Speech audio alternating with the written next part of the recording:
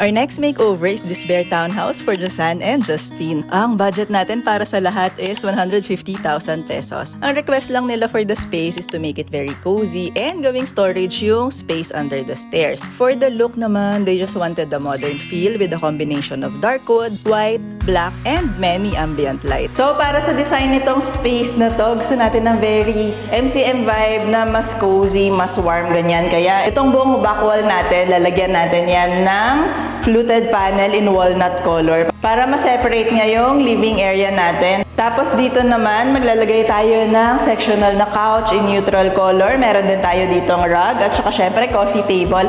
Tapos dun naman sa window natin, maglalagay tayo ng parang white lang na curtain, ganyan, para yun yung magpapasoft dito sa space natin. Dito naman yung magiging dining area natin. Siyempre, meron tayo dito ang round the table na 4-seater. And to separate the kitchen space, maglalagay tayo ng false beam na wood dun sa taas para visually, you like, mukhang may entrance sarili yung kitchen. Like, wala lang, feeling ko ang ganda yung dagdag na architectural detail. Tapos, meron tayo siyempre mga accent lighting dito. And, dito naman sa wall na yan, papalagyan natin siya ng paint na naka-arc lang. Parang for visual interest, ganyan. Tapos, syempre, meron tayong artwork dyan. Abangan kung paano natin ma-achieve ang look na yan for 150,000.